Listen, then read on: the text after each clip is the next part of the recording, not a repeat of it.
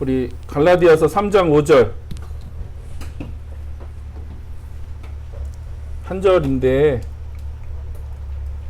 같이 말씀을 좀 보겠습니다. 오늘 이어서 성령 세례 두 번째 이야기를 여러분하고 좀 나누기를 원합니다. 지난주 우리가 성령 세례에 대한 얘기를 했는데 오늘은 그거에 이어서 성령 세례가 무엇인가 라고 하는 제목으로 두 번째 나눔을 좀 여러분하고 같이 하기를 원합니다.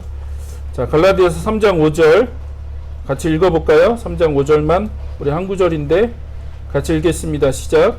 하나님께서 여러분에게 성령을 주시고 여러분 가운데서 기적을 행하시는 것은 여러분이 율법을 행하기 때문입니까? 아니면 믿음의 소식을 듣기 때문입니까? 그렇지 않으면 여러분이 복음을 듣고 믿어서 그렇게 하신 것입니까? 그래서 오늘 이 말씀 가지고 성령 세례에 대한 얘기하도록 하겠습니다. 우리가 지난주 나눴죠. 성령 세례가 뭐냐? 성령 세례는 우리가 지난주 나눈 것처럼 오순절 성령 강림을 성령 세례로 한다 얘기했죠. 오순절 성령 강림, 그것이 성령 세례고, 또 성령 세례가 뭐냐? 성령의 내주하심이다 라고 하는 얘기를 했습니다. 그러니까 거듭난 이후에 2차적으로 또 무엇인가 성령을 받고 어떤 능력을 경험하는 것을 성령 세례라고 얘기하지 않고, 성령의 내주하심, 예수님을 믿고 우리가 예수 그리스도를 우리 마음속에 영접할 때 성령께서 우리 안에 들어오시고, 그 성령께서 우리 안에 들어오시는 그 사건을 우리가 성령 세례라고 얘기한다 라고 지난주 얘기했습니다. 그래서 그 부분을 다시 한번 조금 더 보강해서 설명을 드리도록 하겠습니다. 자, 우리가 전통적으로 성령 세례에 대한 두 가지 입장이 있어요. 하나는 장로교 입장이 있죠. 장로교. 기본적인 장로교 입장은 예수님을 믿을 때 성령이 내주하신다라고 믿고, 또 2차적인 성령의 역사는 부인하죠. 2차적인 성령의 역사는 부인하고, 또 성경에 있는 은사는 중지됐다라고 생각을 합니다. 그래서 성경의 기록됨을 통해서 은사는 끝났다. 그러니까 은사가 필요한 건 성경이 없기 때문에, 신약 성경이 완성되지 않았기 때문에 은사가 필요했고, 초대교회 때는, 그리고 신약 성경이 완성됨으로 은사가 끝났다라고 얘기합니다. 그게 이제 장로교의 기본적인 입장인데, 뭐 그냥 간단하게 그 평론을 하면 그런 얘기 성경 어디에도 없어요. 뭐 은사가 끝났다 뭐 그런 얘기 전혀 없기 때문에 이거는 성경적이지 않은 가르침인 것 같고요. 그 대신 성령 세례를 성령의 내주로 본다는 건 성경적인 입장이라고 생각을 합니다. 두 번째는 오순절, 뭐 순복음, 뭐 그런 입장인데, 그 성령의 내주하심이 있다고 가르치죠, 그렇죠? 그러니까 예수님을 영접할 때 성령이 내주하신다는 걸 얘기해요. 그러나 더 중요하게 강조하는 게 뭐죠? 두 번째죠. 그것 말고 따로 성령을 또 받아야 된다라고 얘기하죠. 우리가 그걸 보통 성령 세례라고 이제 가르쳤고요. 그래서 당신이 예수님을 믿고 예수님을 영접했다면 성령님이 내주하신다. 그거는 동의해요. 그러나 그것만으로는 부족하다는 거예요. 그것만으로는 부족하고 성령을 추가적으로 받아야 된다라고 얘기해요. 그래야지 이제 방언도 하게 되고 은사도 이제 받게 되고 그런 이제 얘기를 하죠. 그래서 이제 은사요하다라고 이제 얘기하고 있고요. 그게 이제 오순절의 입장입니다. 그래서 그 교회사를 보면 장로교의 입장이 있고 오순절파의 입장이 있어요. 근데 두 입장을 잘 조화하면 될 것 같아요. 제 생각에는 장로교는 은사에 대해서 너무 터부시하는 그런 입장이고, 오순절은 성령 세례에 대해서 좀 너무 성경적이지 못한 입장을 갖고 있는 것 같고요. 그래서 두 가지 입장을 잘 조화하면 그게 성경에서 얘기하는 그 입장인 것 같다는 생각이 듭니다.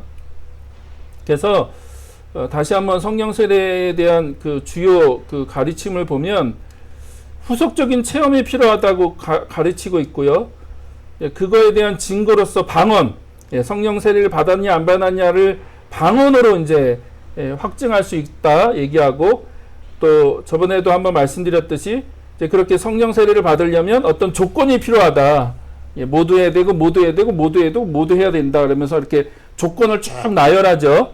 예, 뭐 기도해야 되고 뭘 해야 되고 뭐 금식해야 되고 뭐 사모해야 되고 뭘 해야 되고 막 그런 책들을 읽어보면 성령 세례를 받기 위한 어떤 조건들을 쭉 제시를 합니다. 보통 이제 이렇게 세 가지를 가장 많이 얘기하는데, 그러나 다시 한번 정리하면 성령 세례는 그런 것이 아니다 라고 하는 걸 얘기해 드리고 싶어요. 그럼 성령 세례가 뭐냐? 간단하게 정리하면 세례를 베푸시는 분은 예수님이죠. 그쵸? 우리가 지난주 이제 살펴본 것처럼 세례를 베푸시는 분은 예수님이에요. 그리고 뭘 통해서 세례를 베푸세요? 성령이라는 방법을 통해서 세례를 베푸신다. 그게 성령 세례다. 근데 그 성령 세례는 예수님을 믿을 때 일어난다. 차후에 또 성령을 받아야 되는 게 아니라 예수님을 영접하고 예수님을 믿을 때 우리 안에 성령께서 내주하시는 것이 성령 세례다. 그리고 그 성령 세례의 결과가 뭐예요? 그리스도의 몸의 지체가 되는 거죠. 우리가 지난주 살펴봤잖아요. 그렇죠? 그래서 우리가 마태복음, 마가복음, 누가복음, 요한복음, 사도행전 두 편 11장하고 11장 두 번, 그 다음에 이제 고린도전서 13장 이렇게 구절들을 통해서 성령 세례라고 하는 것이 예수 그리스도의 몸 안으로 들어가는 거다라고 하는 얘기를 했죠. 예, 그걸 그렇게 이제 우리가 이해하면 될 것 같고요. 그 다음에 성령 세례를 통해서 우리 속에 성령께서 오시죠. 그쵸? 내주하신다. 영원히 내주하시고 우리 가운데 머무신다. 그래서 성령이 우리 안에 들어오신다 라고 하는 것을 우리가 확인했습니다. 자, 그리고 조금 더 설명을 드리면, 자, 성령 세례는 예수님을 처음 믿을 때 일어나는 사건이고 성령의 내주하시는 사건이다 라고 하는 얘기를 다시 한번 여러분한테 확인하고 강조 드립니다. 많은 사람들이 오순절적 입장을 가지고 있는데요. 그래서 추가적인 성령의 역사를 받아야 은사도 나타나고 능력도 나타난다고 생각하죠. 예, 그래서 추가적인 성령을 따로 받아야지 그때 은사도 주어지고 능력도 주어진다고 얘기하는데, 그 문제점, 그리고 이런 주장의 문제점은 뭐냐면 성령을 받은 사람들, 그러니까 그 성령을 받은 소수의 사람들만이 하나님께 쓰임을 받을 수 있다고 생각한다는 거예요. 그리고 지난주에도 얘기했지만 성령을 그렇게 받은 경험한 사람만이 특별한 사람이라고 생각하는 거죠. 예, 우리와 다른 특별한 사람이 된다. 그렇게 자꾸 생각하는 거예요. 그래서 거듭나는 것만으로는 뭔가 부족하다. 예, 거듭나는 것만으로는 부족하니까 성령을 따로 받아야지 진짜 능력 있는 그리스도인이 되고 하나님께 쓰임받는 그리스도인이 된다라고 얘기를 하고 있다는 거예요. 그런데 그런 성령을 경험하는 사람들이 소수죠. 소수. 그 소수의 사람들만 하나님이 쓰신다는 거냐? 그 소수의 사람들만 하나님이 특별하게 뭐 더 사랑하신다는 거냐? 더 아끼신다는 거냐? 그런 게 아닌 거죠. 그렇게 자꾸 얘기하면 이게 그런 식으로 흘러가거든요. 그래서 우리가 경험했던 많은 그 성령의 역사들, 그리고 은사들이 왜 자꾸 한국교회 안에 오용이 되고 문제를 일으키냐면, 저도 그걸 너무나 많이 경험해 봤는데 자꾸 그런 식으로 가르치다 보니까 성령 세례를, 또 성령의 은사나 성령의 역사를 경험하면 어떻게 생각해요? 내가 특별한 사람이 됐다고 생각해요. 자꾸 내가 너보다 달라. 이제 내가 수준이 다른 사람이 된 거죠. 내가 신령한 사람이 된 것 같고 내가 특별한 사람이 됐다고 생각하는 거예요. 자꾸 은사도 내가 너와 좀 수준이 다르니까, 그리고 은사 중에서도 레벨이 있죠. 그쵸? 가장 낮은 레벨이 방언이고, 조금 더 높으면 뭐 치유나 뭐 능력 행함이나, 그러니까 은사도 이렇게 레벨이 있다고 생각해요. 그래서 방언은 조금 수준 낮은 은사고, 막 저 사람을 통해서 좀 신유의 은사가 나타난다 그러면 막 대단한 사람인 거, 뭔가 신령하고 뭔가 독특하고 뭐 좀 특별한 사람인 것처럼 생각하죠. 그러니까 자꾸 우리가 굉장히 성경적이지 못한 입장으로 그것들을 접근하게 된다는 거죠. 그래서 자꾸 이런 식으로 우리가 성령의 역사나 성령의 은사를 생각하는 건 성경적이지 않다. 그래서 한국교회가 그것 때문에 너무나 많은 문제들이 생기고 분열하고 갈등하고 그 안에서 정말로 오히려 성결의 열매, 거룩한 열매가 맺혀지는 것이 아니라 얼마나 많은 문제들이 있었습니까? 저도 한동안은 은사에 대해서 굉장히 부정적인 생각들이 많았습니다. 왜냐하면 너무 상처를 많이 받았거든요. 20대 초반에 저희 선교단체 안에 성령께서 너무 강력하게 역사하시고 굉장히 많은 은사들이 드러나고 처음엔 너무 좋았는데 이게 조금만 지나가니까 이상한 방향으로 이제 흘러가는 거죠. 그래서 그 안에 얼마나 많은 상처들과 그 갈등들과 분열들, 또 막 어떤 은사를 받은 사람들은 뭐 독특한 사람인 것처럼 생각하고 와서 막 이상한 얘기하고 막 기도해 준다면서 막 이상한 말하고 그런 것들, 그것으로 인해서 막 모임이 쪼개지고 갈라지고 막 서로 다투고, 과연 이게 성령의 역사일까? 이게 과연 성령으로부터 온 거고 하나님으로부터 온 건가라고 하는 고민들을 많이 하게 됐습니다. 그래서 뭐가 문제일까라고 고민을 참 많이 했는데, 가장 중요한 문제는요, 우리가 성령에 대한 잘못된 이해들, 특히 이제 성령 세례에 대한 잘못된 이해들을 갖고 있었기 때문에 그런 것 같아요. 자, 그래서 예수님을 진정으로 믿었다면, 또 예수님을 내 삶의 구원자와 주님으로 고백하고 영접했다면, 그리고 그분의 십자가와 보혈의 능력을 믿고 내가 신뢰했다면 성령이 우리 안에 어떻게 해요? 내주하시죠. 그쵸? 우리가 진짜 예수님을 영접했다면 성령이 우리 안에 내주하세요. 우리 안에 들어오시죠. 그쵸? 그게 성령 세례라고요. 그게. 그러므로 그분이 우리를 통해서 일하시고 나타나실 수 있죠. 왜냐하면 성령이 우리 안에 계시기 때문에. 그래서 우리 안에 성령님이 이미 거하고 계시기 때문에 우리를 통해서 나타나시는 거예요. 그쵸? 그게 은사예요. 은사. 나중에 기회가 되면 이제 고린도전서 13장을 여러분한테 좀 설명드리고 싶은데, 고린도전서 13장에 보면 은사를 뭐라고 표현해요? 성령의 나타나심이다 라고 얘기해요. 그러니까 은사는 소유하는 게 아니에요. 소유. 자꾸 은사를 소유라고 생각하는데, 그러니까 소유라고 생각하니까 내 마음대로 할 수 있는 거죠. 이걸 훈장이라고 생각하면 안 되고, 내가 이 은사를 받으려고 얼마나 노력했는데 40일 금식하고 막 산에 올라가서 밤새도록 기도하고 뭐하고 해갖고 내가 이게 얼마나 노력을 기울여서 받은 거니까 이걸 훈장이라고 생각한다고. 훈장. 그래서 마치 그것을 나의 자랑이라고 여긴다고요. 그러나 은사는 소유가 아니에요. 은사는 소유가. 고린도전서 13장에 보면 성령의 나타나심이거든요. 그러니까 그 성령님께 온전히 순종하고 그 성령님께 온전히 우리의 삶을 내어 맡길 때 성령께서 우리를 통해서 일하시는 거죠. 내가 주도적으로, 그러니까 내 마음대로 하시는 게 아니에요. 내가 하고 싶어서 하는 게 아니고, 그때 성령께서 우리를 통해서, 혹은 성령께 온전히 순종한 성령 충만에 대한 얘기도 이제 다음 주에 해드릴 텐데, 성령 충만한 그 사람을 통해서 성령의 역사가 드러나고 나타나는 거지, 내가 내 마음대로 막 아무데나 성령을 주고 뭐 은사를 막 내 마음대로 사용할 수 있는 게 아니에요. 그렇지 않습니다. 그래서 성령이 우리 안에 내주하신다는 것을 우리가 정말 믿고 그것을 신뢰하고 그것이 분명하다고 한다면 그것으로 족하다.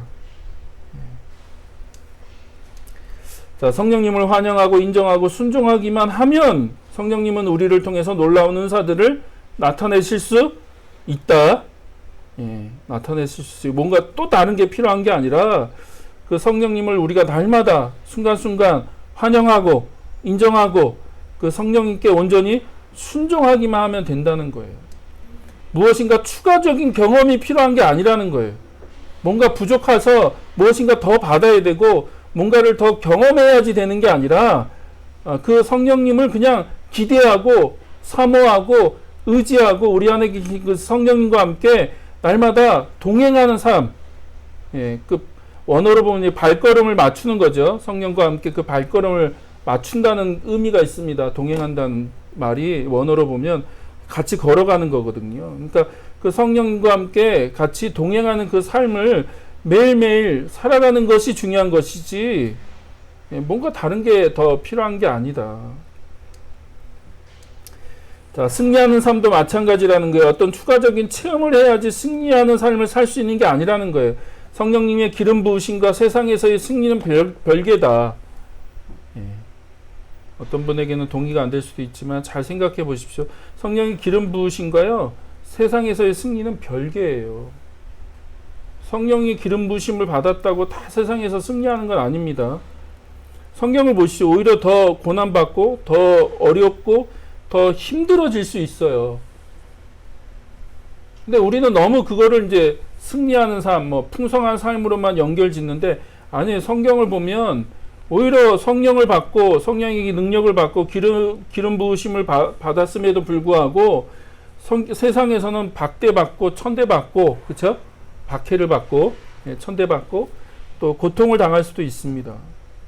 그러니까 이 기름 부으심과 세상에서의 승리는 별개예요. 능력이 임했다고 해서 승리하는 삶을 사는 게 아니다. 진짜 승리의 삶은 어디서 오는 거예요? 우리 자신을 날마다 부인하고 성령님을 의식하고 그 앞에 우리의 삶을 내어드리고 그분이 우리 삶에 온전히 사시도록 그분을 의지하고 내 생각과 관점을 죽이고 그분 앞에 엎드리고 그분을 환영할 때 더욱더 능력 있는 삶을 살아갈 수 있는 거지. 예, 우리가 무엇인가 더 받아야 되고 우리가 뭔가 부족하기 때문에 더 그걸 채워야지, 뭔가 막 뭘 해서 뭔가 다른 어떤 색다른 경험, 뭔가 그런 어떤 체험을 통해서 그걸 채워야지 되는 게 아니다.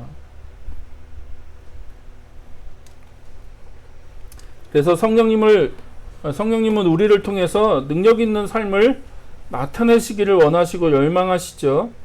하지만 우리들은 성령님을 인식하지 않고요, 또 관심을 기울이지 않고 그분께 우리의 삶을 드리지 않고 그분께 민감하려고 노력하지 않는다. 성령님의 인도에 순종하려고 하지 않는다는 거죠. 우리의 생각대로, 우리의 관점대로, 우리의 계획대로 하려고 한다는 거예요. 그래서 그분께 자리를 내어드리지 않고 그분께 기회를 내려드리지 않기 때문에, 예, 성령께서 일하실 어떤 기회가 없는 거죠. 예, 성령께서 어떤 역사하실 만한 자리가 없는 거예요. 그래서 다시 한번 얘기하지만 성령의 그 내주하심으로 우리는 충분하다. 예, 그건 엄청난 사건이다. 그게 오순절 사건이고, 그래서 말씀드렸죠. 오순절은 반복되지 않는다. 성령이 공식적으로 이 땅에 오시는 사건이고, 모든 신자들 안에, 모든 성도들 안에 성령이 이제는 내주하시기 때문에 그 성령님의 온전히 의지하고 그 성령님께 온전히 맡겨드리고 그 성령님과 함께 동행하는 삶을 사는 게 중요한 거지, 뭔가 더 필요하다라고 얘기할 수 없다는 거예요.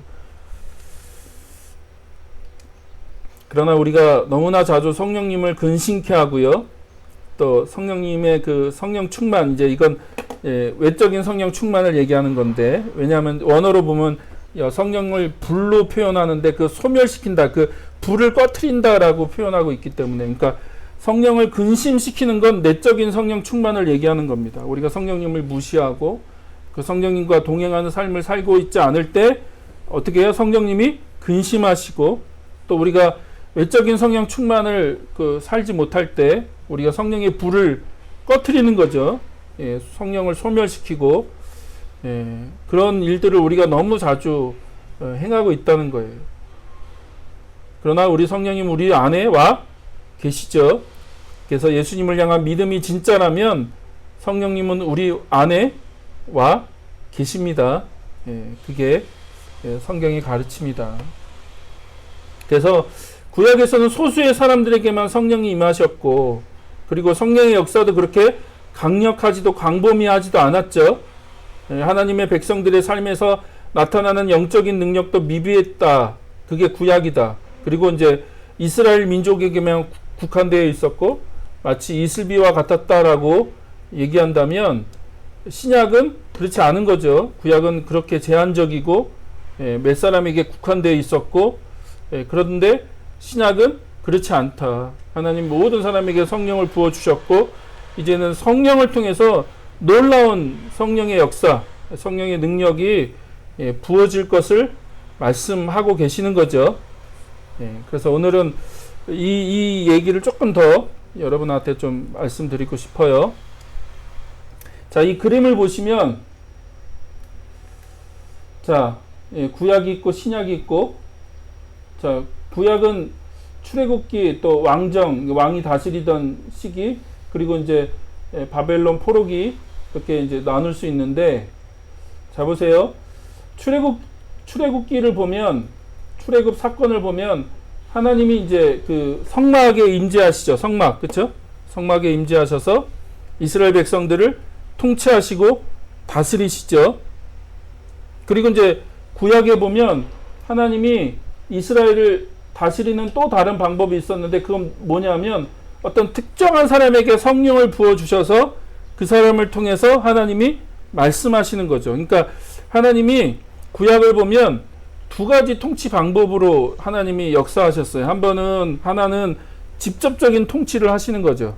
하나님 그 성전에 또 성막에 임재하셔서 하나님이 직접 말씀하시고 그들을 이끄시고, 자, 그걸 한번 간단하게 확인해 보면 출애굽기 6장 7절에 보니까 하나님이 이스라엘 백성들을 출애굽시키실 때 뭐라고 하세요? 너희를 나의 백성으로 삼고 나는 너희의 하나님이 될 것이다. 그리고 하나님이 이제 그들을 그래서 이제 직접 이끄시고 인도하시겠다고 말씀하시죠. 그러니까 이게 우리가 이제 언약인 거잖아요. 언약. 하나님과의 관계 맺는 거. 하나님과 언약. 그래서 하나님은 이스라엘 백성의 하나님이 되시고 이스라엘은 하나님의 백성이 되고, 그래서 하나님이 직접 그 백성을 통치하시고 다스리시겠다라고 말씀하시는데, 어떻게 하나님이 직접 통치하시고 다스리세요? 하나님이 언약궤에 직접 임재하시죠. 언약궤에. 그래서 성막과, 출애굽기를 보면 성막에 계시고, 또 그게 이제 솔로몬 통해서는 이제 성전이 지어져서 성전에 계시고, 그런데 이제 중요한 건 그 안에 있는 언약궤, 위에 증거궤라고도 부르고 언약궤라고도 부르고 뭐 여호와의 궤라고도 부르고 다양하게 부르죠. 거기에 하나님이 임재하시죠. 그쵸? 임재하시는데, 자, 대충 이렇게 생겼을 겁니다. 모양은 정확하게 알 수 없어요. 우리가 이걸 법궤라고 부르기도 하고 증거궤, 언약궤, 여호와의 궤라고 부르기도 하고, 이게 이제 법궤인데, 이 법궤 안에 세 가지가 들어있죠.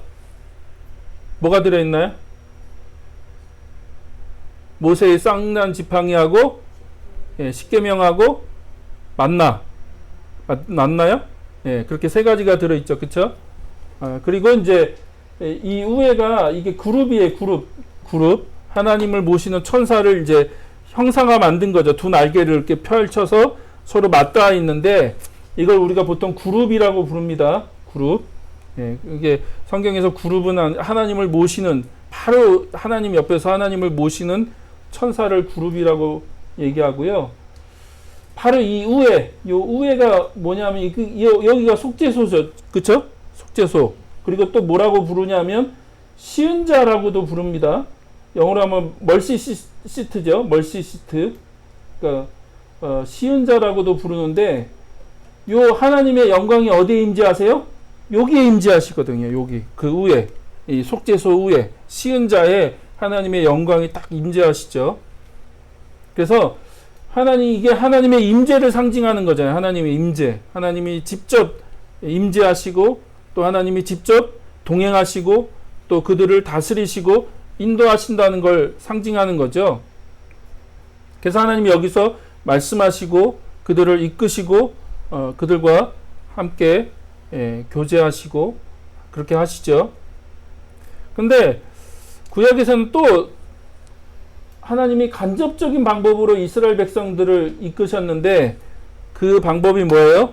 어떤 특별한 사람, 특정한 사람에게 성령이 임하셔서 그 사람을 통해서 하나님의 말씀이, 하나님의 어떤 뜻이 이렇게 대언되거나 또 하나님의 뜻이 이렇게 성취되는 거죠. 뭐 사사나 아니면 왕들이 그런 거고. 그래서 기름 붓는다는 게 그런 의미잖아요. 기름 붓는다는 게 성령이 임하신다는 어떤 그런 의미가 있거든요. 그래서 하나님이 그렇게 하나님의 사람을 통해서 하나님이 이끄시죠.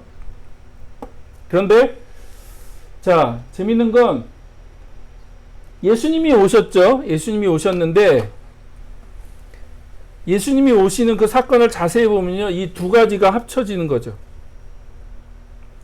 이해되세요? 예수님이 성전으로 오시잖아요. 그렇죠? 성전으로 오시는 거거든요. 예수님이 그 육체에 하나님이 거하셔서, 그러니까 살아있는 성전으로 오시고, 또 우리가 지난주 살펴본 것처럼 예수님이 세례받고 나오실 때 뭐가 임해요? 하늘에서 성령이 임하셔서 하나님이 이제 그 예수님을 쉽게 말하면 구약의 특별한 사람으로 이제 세우시는 거거든요. 하나님이 그 함께 하시는, 하나님이 말씀하시고 하나님의 그 뜻을 대언하고 하나님의 뜻을 이루어가는 그런 사람으로 하나님이 예수님 위에다가 성령을 부으시잖아요. 그래서 그 예수님을 보면 이 두 가지, 하나님이 구약에서 직접적인 통치하시는 방법과 또 간접적으로 통치하시는 방법이 예수님 안에서 이게 결합이 됩니다. 이해되시죠? 예. 그리고 이제 그 다음부터는 어떻게 되는 거예요? 예. 하나님의 교회, 하나님의 교회가 하나님의 성전이죠. 예. 그리고 그 위에 누가 임하세요? 성령이 임하세요. 그것을 공식적으로 시작한 사건이 오순절이다. 그래서 이제는 성령이 어디에 임하세요? 예, 여러분에게, 모든 성도들에게 임하시고, 여러분이 성전이라는 거예요. 여러분, 이 공동체, 교회 공동체가 성전이고, 여러분 개인이 성전이다. 구약처럼 어떤 성막이나 성전에 혹은 법궤에, 언약궤에 하나님이 임재하시는 것이 아니라, 이제는 하나님의 그 몸된 교회 위에 임재하시는 거죠. 그래서 요즘 저는 고린도전서 묵상하고 있는데, 고린도전서 1장에 보면 고린도 교회를 뭐라고 불러요? 하나님의 교회라고 부르거든요. 하나님의 교회라는 말이 무슨 의미냐면, 구약에는 하나님의 백성이 있었어요. 하나님의 백성. 그러니까 하나님과 언약 맺은 하나님의 백성. 근데 신약은 뭐가 있어요? 똑같은 표현을 바꾸는 거예요. 구약에는 하나님의 백성이 있다면 신약은 하나님의 교회가 있는 거죠. 그 언약 관계예요. 새 언약. 조금 이따 새 언약도 설명드릴 건데, 예수 그리스도를 통해서 새롭게 맺어지는 새 언약. 그래서 하나님의 교회가 새롭게 이제 신약에는 등장하는데, 그 하나님의 교회 안에 누가 임하세요? 성령이 임하시는 거예요. 성령이. 그래서 그게 그 성령 세례다라고 하는 걸 얘기해 드리는 거죠. 자, 민수기 11장에 보면 모세가 이미 그런 얘기를 했어요. 한번 보세요. 모세가 그에게 말하였다. 내가 나를 두고 질투하느냐? 나는 오히려 주님께서 주님의 백성 모두에게 그의 영을 주셔서 그들 모두가 예언자가 되었으면 좋겠다. 그러니까 구약에는 다시 말씀드리지만 특별한 사람에게만 그런 예언자 혹은 하나님의 일꾼으로서 주의 영이 임했잖아요. 특별한 사람에게만. 그래서 하나님의 뜻을 알고 싶으면 누구에게 가야 돼요? 예, 선지자에게 가야 돼요. 선지자에게. 하나님의 뜻을 알고 싶으면 우리가 하나님의 뜻을 알 수 없으니까 하나님의 특별한 사람들을 찾아가서 하나님의 뜻을 물어야죠. 예, 그게 구약이라면. 근데 구약에서 가장 대표적인 사람이 모세죠. 그래서 사실 모세도 선지자 중에 한 사람인데, 그 모세가 뭐라고 얘기해요?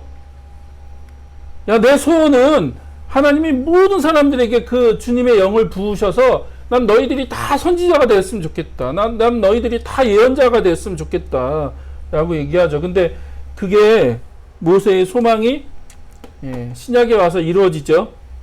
우리가 지난주에 살펴본 것처럼 요엘서의 말씀을 인용해서 하나님이 모든 사람에게 주의 영을 부어주시죠. 하나님 모든 사람들에게. 그래서 아들에게, 딸들에게, 또 늙은이에게, 젊은이들에게, 남종에게, 여종에게 하나님이 주의 영을 다 부어주신다는 거예요. 그래서 그들이 환상을 보고 예언을 하고 꿈을 꾸고, 그래서 말씀드렸죠. 이건 다 구약에서 예언자들이 하는 일이다. 환상을 본다든지 예언을 한다든지 또 꿈을 꾼다는 거 하는 그 모든 것들이 다 구약에서 특별한 예언자들에게만 임했던 일인데, 이제는 모든 사람들에게 다 임한다. 그냥 그건 일반적인 일이 될 거다. 구약에는 아주 특별한 일인데 신약에 와서는 그냥 그건 너무 흔한 일이야. 이제 너희들이 다 예언할 거야. 너희들이 다 환상을 보고 너희들이 다 꿈을 꿀 거야 라고 얘기하는 거죠. 왜요? 성령이 모든 사람들에게 임하실 것이기 때문에. 자, 그리고 그게 어떻게 실제적으로 이루어집니까? 그게 이제 새 언약, 옛 언약이라고 하는 개념으로 설명도 가능해요. 자, 예레미야서 31장 31절부터 34절에 보면 이게 새 언약인데, 그때가 오면 내가 이스라엘 가문과 유다 가문에 새 언약을 세우겠다. 새 언약. 그러면 반대말은 옛 언약이 있다는 얘기죠. 옛 언약. 그럼 옛 언약은 뭡니까? 모세를 통해서 세운 언약이죠. 모세를 통해서 세운 언약. 그러니까 시내산에서 그 십계명 돌판을 통해서 또 제사, 희생 제사를 통해서 하나님과 언약을 맺잖아요. 언약. 이제는 하나님이 이스라엘의 하나님이 되고 이스라엘은 하나님의 백성이 되고, 그래서 언약을 체결하는데 하나님이 그 언약, 모세를 통해서 맺은 언약을 폐기해버리겠다는 거지. 끝내버리겠다. 왜냐하면 새 언약이 있단 말은 옛 언약은 끝나겠다는 게, 옛날 계약, 새로운 계약을 맺으면 어떻게 해요? 저번에 했던 계약은 끝나는 거죠. 그래서 새 언약을 세울 건데, 왜 그렇게 하시냐? 이건 내가 그들의 조상의 손을 잡고 이집트 땅에서 데리고 나오던 때에 세운 언약과는 다른 것이다. 그래서 이게 옛 언약이죠. 옛 언약. 내가 그들의 남편이 되었어도 그들은 나의 언약을 깨트려 버렸다. 그래서 쉽게 말하면 시내산에서 맺은 언약은 결혼하고 비유할 수 있는 거야. 결혼. 내가 그들과 결혼했다는 거예요. 내가 남편이 되고 그들이 내 부인이 되고, 그래서 내가 이스라엘 백성들과 부부 관계를 맺었는데, 결혼을 했는데 그것마저도 안 된다는 거예요. 그것을 계속 이들이 어떻게 해요? 깨트렸다는 거예요. 깨트렸다. 이스라엘 백성들이 계속 불순종하고 하나님을 버리고 우상을 섬기고 그들이 하나님을 버렸기 때문에 이제 하나님이 그 옛 언약을 끝내버리겠다. 그러면서 새 언약을 세울 건데 뭐라고 하세요? 그러나 그 시절이 지난 뒤에 내가 이스라엘 가문과 언약을 세울 것이다. 이게 새 언약이죠. 나는 나의 율법을 그들의 가슴 속에 넣어주며, 전에는 돌판에 새겼다면 내가 이제는 내 말씀, 하나님의 말씀을 어떻게 해요? 그들의 마음에, 가슴에 새겨 넣겠다.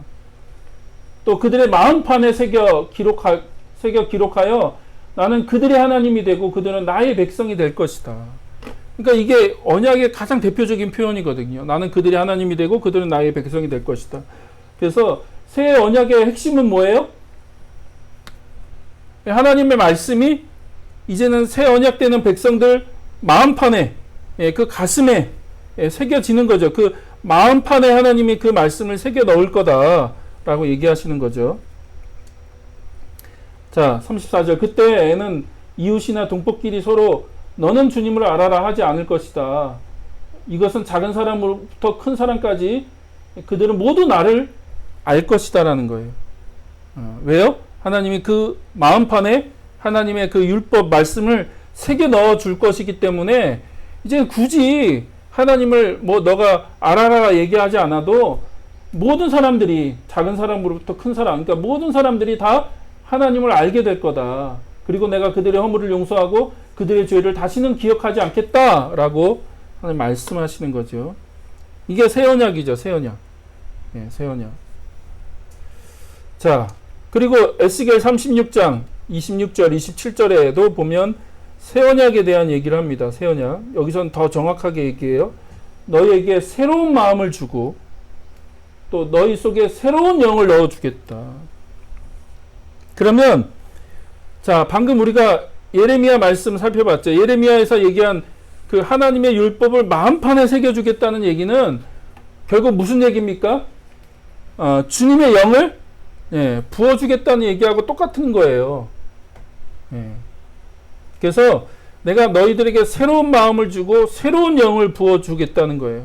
그래서 너희 몸에서 돌같이 굳은 마음을 없애고 살갗처럼 부드러운 마음을 주며 너희 속에 내 영을 두어 너희가 나의 모든 율례대로 행하게 하겠다. 그러면 너희가 내 모든 규례를 지키고 실천할 것이다 라고 하나님 말씀하시는 거죠. 그러면 새 언약은 뭐예요? 새 언약은요, 성령의 내주예요. 성령이 우리 안에 들어오시는 거. 모든 사람들 마음 안에 성령의 진리의 영으로, 하나님 말씀의 영으로 들어오시는 거. 그게 이 새 언약이고, 그게 성령 세례다. 그렇게 이해하시면 돼요. 자, 고린도후서 1장 보면 또 이런 얘기합니다. 우리를 여러분과 함께 그리스도 안에서 튼튼히 서게 하시고 또 우리에게 사명을 맡기신 분은 하나님이십니다. 하나님께서는 또한 우리를 자기의 것으로 표로 인치시고 그 보증으로 우리 마음에 뭘 주셨어요? 성령을 주셨다는 거예요. 그러니까 하나님의 것이라고 하는 그 보증, 인을 치시고, 인친다는 건 뭐냐면, 혹시 여러분 그런 거 보셨습니까? 그 외국 그 옛날 영화 보면 편지에다가 이렇게 총농 같은 거 떨어뜨리고 그 위에다가 도장을 찍죠, 도장. 보통은 이제 그 반지, 인장 반지 같은 걸 찍어요. 그 여러분 혹시 배너 아세요? 배너? 예, 너무 오래된 얘기를 하는군요. 그쵸? 예. 배너가 그 장군을 구출하잖아요. 그 배에서. 그래서 그 장군이 배너를 어떻게 해요? 양아들로 그 입양을 하죠. 그리고 그 너는 내 양아들이야 라고 하는 그걸 뭘로 확인을 해줘요? 반지를 주거든요. 반지. 예, 반지. 자기 반지를 빼서 배너에게 줍니다. 근데 그게 무슨 반지냐면 인장 반지예요. 인장 반지. 그래서 모든 상속권이 이제 이 사람에게 있다는 걸 확인해주는 인장 반지인데, 예, 그 촌농 같은 걸 떨어뜨려서 이 반지 위에 도장이 있어서 그걸로 찍는 거거든요. 예, 그래서 그걸 얘기하는 거예요. 표로 인친다. 그리고 그 보증으로 우리 마음에 성령을 주셨다라고 하는 얘기가 그런 겁니다. 그러니까 우리가 하나님의 상속자라고 하는 것을 하나님이 확인시켜 주신 거죠. 예, 너희들이 하나님 나라를 상속받을 상속자들이야 라고 하는 것을 확인시켜 주시기 위해서 하나님이 보증으로, 그쵸? 예, 보증으로 성령을 우리 마음에 주셨다라고 하는 걸 말씀하고 있는 거죠. 그래서 우리가 하나님 나라를 지금 누릴 수 있는 건 성령을 통해서죠. 우리가 앞으로 예수님이 다시 오시면 하나님 나라를 상속받을 건데 그 하나님 나라를 우리가 상속받을 뿐만 아니라 지금 우리가 살아가는 삶 속에서 그걸 누릴 수 있는 거죠. 그게 누구 때문에 가능한 거예요?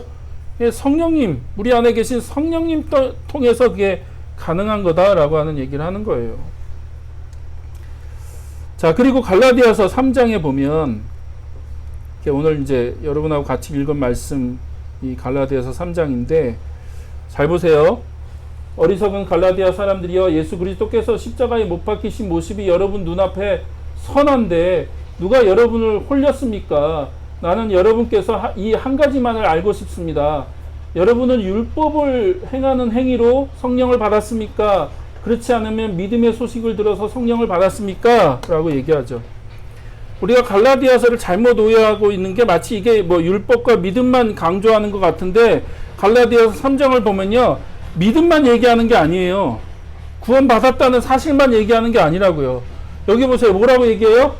여러분이 행위로, 율법의 행위로 성령을 받았습니까? 아니면 믿음의 소식으로 성령을 받았습니까?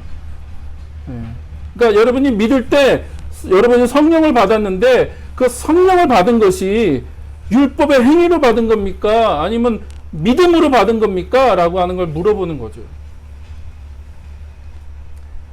그래서 갈라디아서 3장을 잘 보면요, 예수님을 믿을 때 성령 세례를 받은 거예요. 그걸 따로 무엇인가 받는 게 아니라 왜 예수님을 영접하고 예수님을 믿을 때 그들이 성령 세례를 받았고 성령이 그들 안에 내주하셨다는 거죠. 그래서 갈라디아서 보면 사도 바울이 지금 그걸 굉장히 강조해요. 여러분이 성령을 받았는데 어떤 육체적인 행위, 또 율법을 지키는 어떤 행위로 받았습니까? 아니면 믿음으로 받았습니까?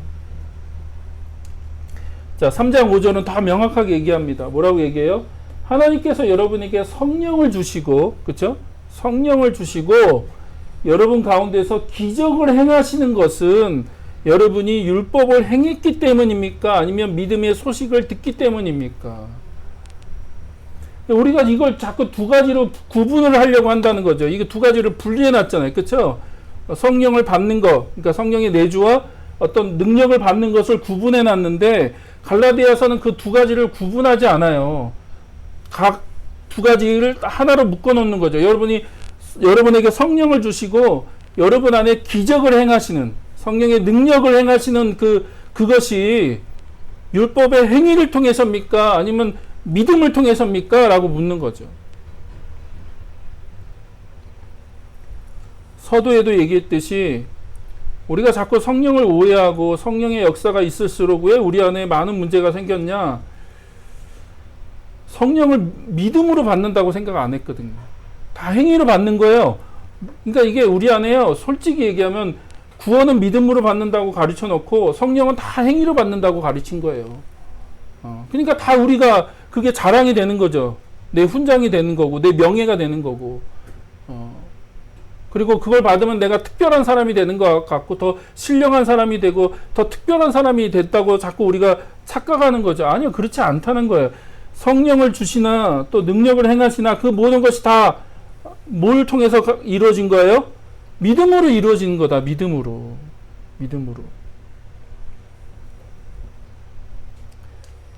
자, 갈라디아서 3장도 13절, 14절도 그렇게 얘기하죠. 그리스도께서 우리를 위하여 저주를 받은 사람이 되심으로 우리를 율법의 저주에서 속량하셨으니 기록된 바 나무에 달린 자는 모두 저주를 받은 자다 하셨기 때문에 이거 십자가에 달리는 얘기를 하는 거죠. 그래서 십자가에 달려서 속량해 주셨다. 우리를 위해서 속량, 그러니까 몸값을 지불해 주신 걸 얘기하는 거죠. 속량. 그러니까 어떤 그 종을, 그 노예를 사서 몸값을 지불하고 그 노예를 해방시켜 주는 그거를 속량이라고 하는 거예요. 그래서 내가 어떤 노예 시장에 가서 어떤 노예를 돈을 주고 사서 그 노예가 넌 이제 자유인이야라고 선언해 주는 걸, 그걸 속량이라고 하는데, 그거를 이제 그 개념을 십자가에다가 이제 사용한 거죠. 그래서 예수님이 우리를 속량해 주시기 위해서 율법의 저주에서 우리를 풀어 주시기 위해서 대신 그 율법의 저주를 예수님이 담당하신 거죠. 십자가에서 이게 나무에 달리심으로 그렇게 하셨다는 거예요. 자, 14절. 그것은 아브라함에게 내리신 복을 그리스도 예수 안에서 이방 사람에게 미치게 하시고, 그렇죠? 아브라함에게 약속하신 그 복, 하나님이 그 약속하신 그 복을 이방인에게 베풀어 주시기 위해서, 이방인에게 그것을 주시기 위해서 그렇게 하셨는데, 자, 그 다음이 중요해요. 우리로 하여금 믿음으로 말미암아 약속하신 성령을 받게 하시려는 것입니다. 그래서 하나님이 약속하신 그 성령을 믿음으로 받게 하기 위해서 예수님이 십자가에 죽으시고 그런 고난, 그런 저주를 받으셨다는 거죠. 그래서 자, 정리하면 성령 세례는 새 언약을 얘기하는 겁니다. 새 언약. 우리가 아까 예레미야나 에스겔에서 얘기한 것처럼 성령에 내주고 성령이 우리 안에 들어오시는 거고, 그냥 그분이 그냥 들어오시는 게 아니라 진리의 영으로 들어오시는 거고 여호와의 영으로 들어오시는 거죠. 그래서 하나님을 계시하시고 하나님에 대해서 우리에게 말씀하시고, 그래서 심지어 요한일서 보면 그걸 굉장히 강조하죠. 그래서 너희들이 기름 부으심을 받았기 때문에 너희들이 더 이상 뭐 누구한테 배울 필요가 없다. 너희들이 이제 하나님을 다 안다. 왜냐하면 그게 성령이 진리의 영으로 또 여호와의 영, 예수의 영이죠. 예수의 영으로 우리 안에 들어오셨기 때문에 그래요. 그래서 우리가 하나님의 성전이 되는 거고, 하나님이 그 영으로 우리와 함께 동행하시고 날마다 함께 하시는 것이고, 그리고 또 우리가 그 성령을 온전히 의지하고 신뢰할 때 하나님이 필요하시다면 능력도 행하시고요, 기적도 행하시는 거예요. 그걸 위해서 우리가 무엇인가 따로 필요한 게 아니라, 그래서 사도행전에 보면요, 나중에 성령 충만에 대한, 외적인 성령 충만에 대한 얘기를 또 여러분한테 해드릴 때 더 자세히 말씀드릴 건데, 기적과 능력은 철저하게 성령의 일이세요. 성령께서 하시는 일이세요. 우리가 할 수 있는 게 아니에요. 그러니까 하나님이 어떤 특별한 일을 성취하시기 위해서, 하나님이 어떤 특별한 목적을 성취하시기 위해서, 어떤 복음의 진보나 어떤 돌파나 어떤 새로운 어떤 하나님 나라가 확장되어지는 데 있어서 그런 능력이 필요할 때 성령께서 나타나시는 거거든요. 그 성령 충만한 사람들을 통해서 그 성령께서 나타나시는 거예요. 그걸 우리가 이제 외적인 성령 충만이라고 표현하는 건데, 그러니까 그거는요, 철저하게 성령과 함께 동행하는 삶을 살아가는 사람들을 통해서 나타나는 것이지, 그냥 우리가 그냥 평상시에 성령을 무시하고 성령님과 함께 동행하는 삶도 살지 않는데 무슨 뭔가를 경험하면 그것이 막 이렇게 나타나는 게 아니라고요. 그러니까 우리 안에 어떤 패단이 있어요? 막 능력을 강조하고 은사를 강조하는 사람들이 너무 삶이나 성품을 보면 문제가 많은 경우가 있죠. 저도 그것 때문에 하나님께 질문을 참 많이 했어요. 저건 뭐라고 이해를 해야 됩니까? 하나님, 왜 저 사람의 삶을 보면 참 성품이나 그런 것들이 너무 문제가 많은데 막 어떤 능력이 나타난다고 그러고 은사가 있다고 그러고 또 그것 때문에 더 많은 문제들이 일어나고. 근데요, 사도행전을 자세히 보면 그 두 가지가 구분되지가 않아요. 그러니까 우리는 그걸 구분을 시켜놨다고요. 그걸 구분을 시켜놓고 그걸 다루니까 그런 문제들이 발생하는데, 사도행전에 보면 그것이 구분되지가 않아요. 그래서 저는 능력이나 기적이나 그거는요, 우리 소관이 아니에요. 우리 소관이 아니다. 그건 철저하게 하나님께서 하시는 일이에요. 하나님의 소관이에요. 하나님이 성령을 통해서 지금 그 일이 필요하시다 그러면 하시는 거예요. 그러니까 우리가 막 마음대로 하시는 것도 아니고, 여러분이 뭐 어저께 밤새도록 기도했다고 해서 여러분이 여러분을 통해서 나타나는 게 아니에요. 그건 우리의 어떠함으로 결정되는 일이 아니라고요. 더 중요한 건 우리 안에 내주하고 계신 성령님을 우리가 날마다 인정하고 그분과 함께 동행하는 삶을 살아가는 게 더 중요한 거죠. 그걸 성령 충만이라고 얘기한다고요. 성령 충만. 근데 우리가 그거는 무시하고 그것들에 대해서는 잘 이해하지 않고 너무 성령에 대해서 곡해하고 오해하고 있는 것들이 너무 많아서 우리 안에 많은 문제들이 일어나는 거죠. 제가 볼 때는요, 한국 사람들 안에 기본적으로 샤머니즘적인 심성이 있어요. 이게 이렇게 표현하면 너무 강력한 좀 센 표현일지 모르지만, 저는요, 나무는 기독교인데 그 심어있는 토양이 불교적 토양이나 샤머니즘적인 토양이나 유교적인 토양 위에 심어져 있는 거죠. 그러니까 겉보기엔 나무는 기독교 나무예요. 기독교. 근데 토양 자체가 불교적인 토양이나 샤머니즘적인 토양, 또 유교적인 토양 안에 심어져 있으니까 어떤 열매가 맺힙니까? 유교적인 열매가 맺히는 거예요. 기독교적인 열매가 성령의 열매가 맺히는 게 아니라, 또 성령의 은사가 드러나는 게 아니라 잘못된 자꾸 열매들이 맺히죠. 예를 들면 이런 겁니다. 우리가 영성을 얘기할 때 영성에 대해서 가장 잘못된 생각 중에 하나가 계단식으로 생각하는 거예요. 계단식 영성. 근데 성경의 영성은 뭐예요? 십자가의 영성이죠. 내가 죽는 거거든요. 사도 바울도 이런 얘기를 합니다. 내가 3층천까지 올라갔다 왔어. 그 당시 3층천은 이제 유대인들에게는 이제 하늘이 3층으로 되어 있다고 그러고 그 3층이 하나님이 계신 곳이라고 생각했기 때문에 그런 거예요. 그러니까 하나님이 계신 그 3층천을 갔다 온 거죠. 그쵸? 갔다 왔어. 근데 사도 바울이 뭐라고 얘기해요? 내가 그거에 대해서 얘기하지 않는다는 거예요. 내가 얘기하고 싶지 않다는 거예요. 내가 너희들 생각하는 것처럼 그런 어떤 신비한 체험이나 그런 경험이 없는 게 아니라 나도 그 3층 천에 갔다 왔어. 그러나 내가 너희들에게 얘기하고 싶은 건 나의 연약함을 얘기하고 싶다는 거예요. 나의 연약함. 나의 강함을 얘기하는 게 아니라 나의 연약함을 얘기하고 싶다. 왜냐하면 약할 때 강하기 때문에. 그렇죠? 그래서 사도 바울이 3번이나 하나님께 기도했죠. 그 질병이 뭔지는 모르겠는데 뭐 안질이냐 아니면 뭐 어떤 질병이냐 뭐 여러 가지로 말이 많은데 정확하게는 알 수 없습니다. 어쨌든 사도 바울 안에 어떤 육체적인 질병이 있었는데 그 질병을 고쳐주시도록 3번이나 기도했죠. 3번이나 기도했는데 하나님이 내 은혜가 내게 족하다. 그러면서 너가 약할 때 강해진다. 약할 때 하나님의 강함이 드러난다. 그래서 내가 내 약함을 자랑하겠다는 거예요. 내 약함을 자랑한다. 내 부족함을 자랑하고 내 연약함을 자랑하겠다.